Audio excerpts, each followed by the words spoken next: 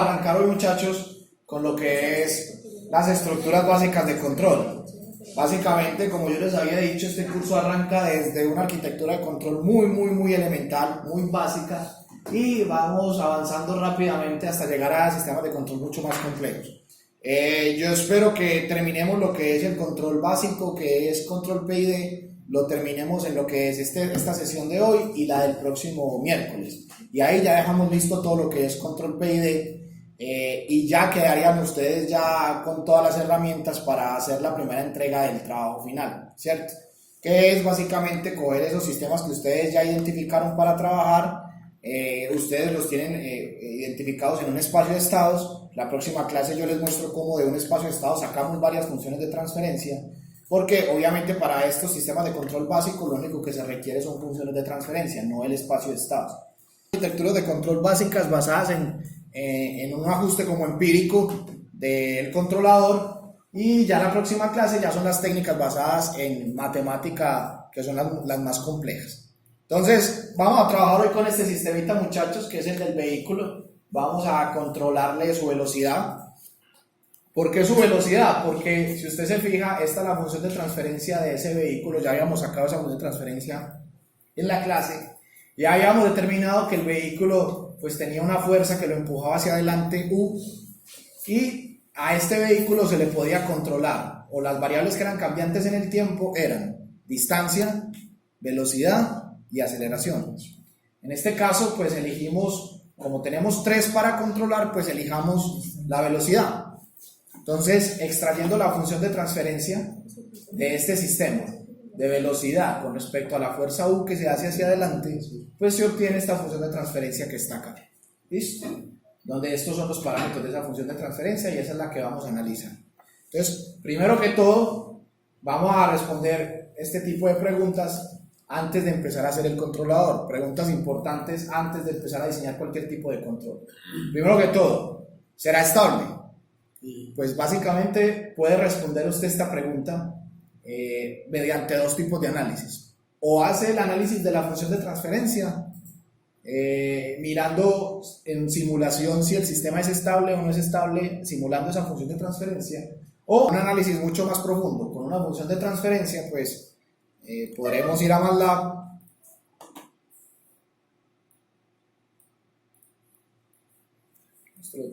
buscamos ahorita.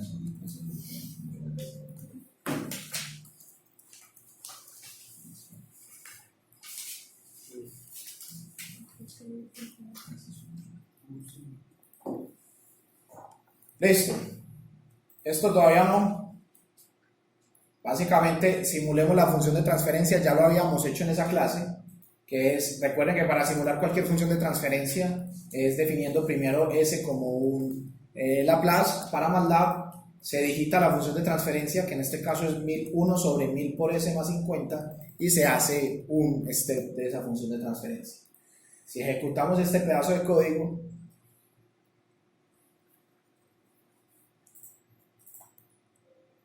véanlo ahí.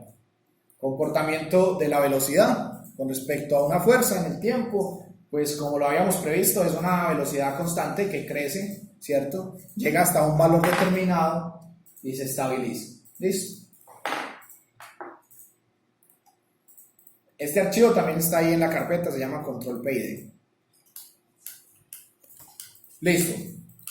Entonces, sigamos dándole respuesta a estas preguntas. Entonces, ¿el sistema es estable? ¿Por qué es importante saber si el sistema es estable? Porque si el sistema es inestable, es un sistema que requiere urgentemente de control, ¿cierto? El controlador será quien lleve ese sistema a un valor estable, o sea, que converja hacia un valor determinado. ¿Listo? Algunos sistemas inestables son los más difíciles de controlar, porque si su naturaleza es ser un sistema inestable, pues hacer que un controlador lo obligue a que llegue hacia la estabilidad en algunas ocasiones puede ser difícil. ¿Listo? Segundo, se puede controlar, o en control manejamos una definición que se llama controlable. El sistema, básicamente en control, muchachos, si alguien así con bastante malicia indígena, existe, cuando se define el controlable, es si existe alguna variable manipulada o alguna fuerza o alguna acción que me permita a mí llevar este carro a un objetivo de control. Es decir, llevar esto a una velocidad determinada. ¿Es posible? Sí, pues véalo ahí. Existe una fuerza que yo empujando hacia adelante puedo hacer que el carro llegue a una velocidad determinada. ¿Listo? Cuando el sistemita es así muy pequeñito y es prácticamente que solamente tiene una sola entrada y muy poquitos estados, eso es muy fácil de identificar. Pero cuando el sistema ya se vuelve un poquito más complejo, cuando ya tiene muchas entradas, muchas salidas, muchos estados, pues identificar si el sistema es controlable con una entrada determinada, ¿cierto? No es tan fácil. Entonces, más adelante veremos que existen unas técnicas matemáticas para poder determinar si el sistema es completamente controlable. ¿Cuáles serían los objetivos de control? Pues yo ya se los estoy diciendo, velocidad, ¿cierto? Aunque yo pude haber seleccionado distancia o aceleración, cualquiera de los dos. Posibles perturbaciones que pueden ocurrir acá. ¿Dónde pueden ocurrir perturbaciones en este sistema? En el rozamiento. Rozamiento, pero que lo podamos llevar a una simulación.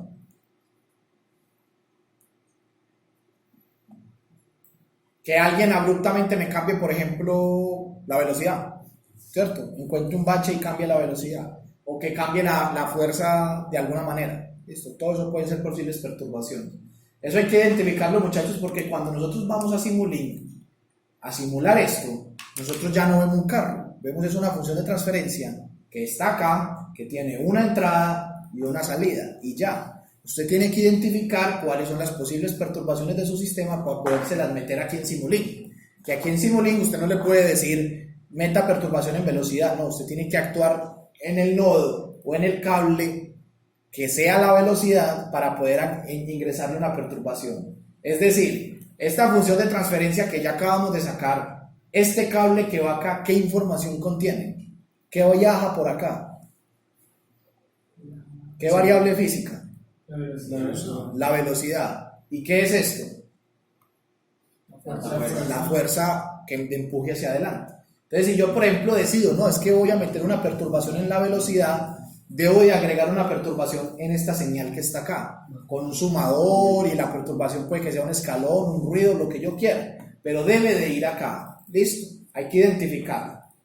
Y lo mismo acá. Entonces, hagamos el primer análisis. El sistema a lazo abierto. Entonces, primero que todo, antes de poder diseñar un controlador, usted tiene que analizar a lazo abierto su sistema para ver eso cómo se comporta. Es básicamente la misma gráfica que acabamos de sacar con el step, pero ya lo bueno de Simulink es que ya no dependo solamente de un valor cambiante de 0 a 1, sino que yo puedo meter lo que yo quiera para poder meter y ver cómo se comporta ante cambios de referencia, por ejemplo, que sería esto, o ante diferentes cosas.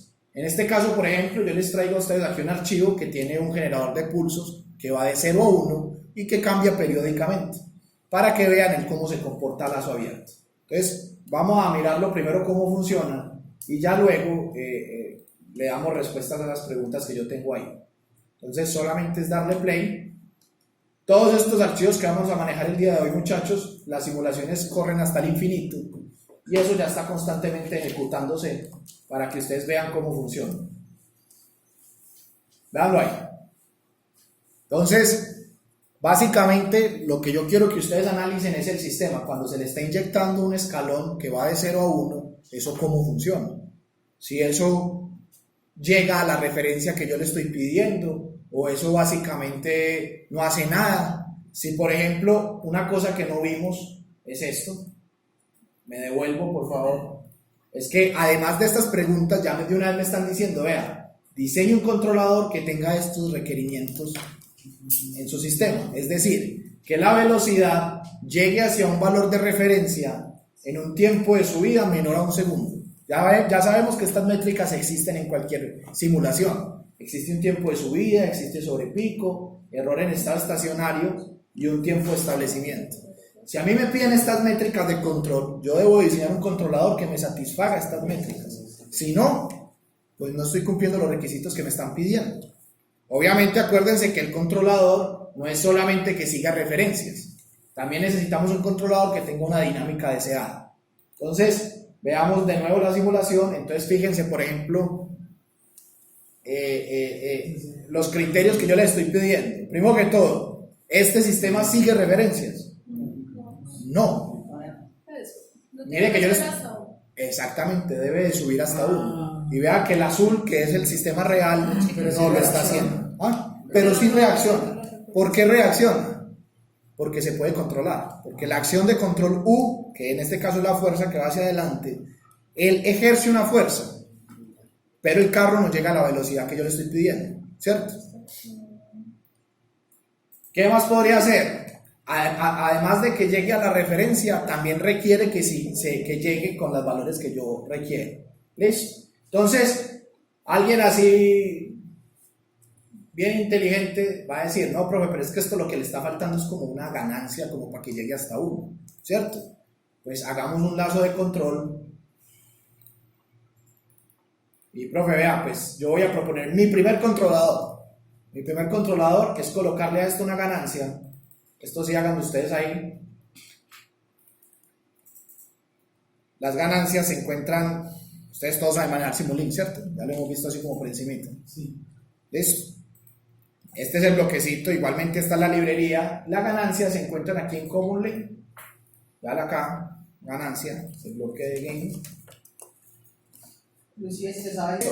Por ejemplo, ¿qué tal si en el lazo de control, recuerden que esto es una unidad de transferencia, este es mi sistema, yo puedo hacer con él lo que yo quiera?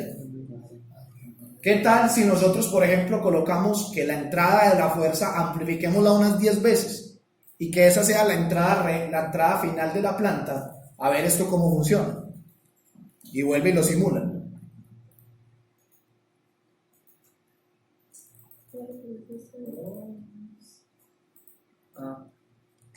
Una ganancia más grande. Todavía como que le falta, ¿cierto? Todavía le falta algo de ganancia. Subámosle un poco más. De hecho, ya una ganancia muy exacta sería esto. Si con 10 llega hasta punto 2, ¿cuánto le falta para llegar a 1? 5 veces eso. O sea que la ganancia real para que llegue hasta 1 es 50. Y simulemos.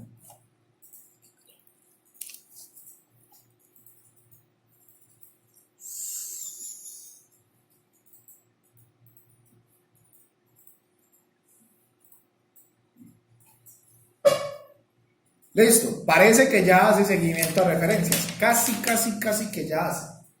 No le puedo subir la ganancia porque si no entonces me paso de la referencia.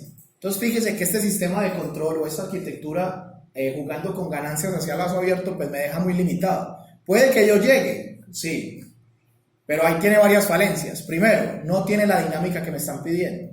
La dinámica que me están pidiendo me están diciendo que el tiempo de establecimiento sea de 4 segundos. Esto se estabiliza en menos de 4 segundos. No, se demora casi los 200 para llegar. Esto es una señal periódica de 200 segundos. Y casi que se demora los 200 para llegar hasta el valor. O sea que esto, y no hay forma de hacerle nada más, porque si usted le pone más ganancia, pues él ya se pasa. ¿Cierto? Otro problema grandísimo que puede tener es que la ganancia está calculada para esta referencia. ¿Qué pasa si yo le cambio la referencia a esto? O sea, ya no le digo, vaya y suba hasta 1. Sino que yo ya quiero que suba hasta 3, por ejemplo. Se puede cambiar así en caliente, yo creo. Dalo ahí. Puede que sí, ¿cierto? Puede que lo llegue. Pero el sistema me tocaría a mí estarlo ajustando manualmente, cosa que no quiero. Yo quiero que un sistema de control lo que haga es que yo lo ponga a funcionar y yo ya me despida de él y chao, y eso ya funcione solo ahí, ¿cierto? Entonces este sistema de control, por ejemplo, no es viable para ese tipo de aplicaciones. Prácticamente los sistemas a lazo abierto no son muy utilizados como sistemas de control, pues ya lo habíamos visto en la primera clase, ya la arquitectura de control es un sistema a lazo cerrado, ¿cierto? Entonces, este descartado nos sirve como un análisis. Vamos a analizar, vamos a mirar otro. Uno de los sistemas más clásicos que puede encontrar fue los primeros que se inventaron, muchachos, fueron los sistemas de control que se conocen como on-off, o sea, encendido o apagado. Se utilizaron mucho en sistemas mecánicos porque era la posibilidad de usted tener un accionador que puede estar abriendo y cerrando. Es el sistema de control más obvio que puede ocurrírsele a uno, y existen dos variantes para implementar esos sistemas de control on-off. La primera, muchachos, es por ejemplo, si usted tiene un sistema en el cual le puede aplicar una alta ganancia, ¿qué le va a pasar a la simulación?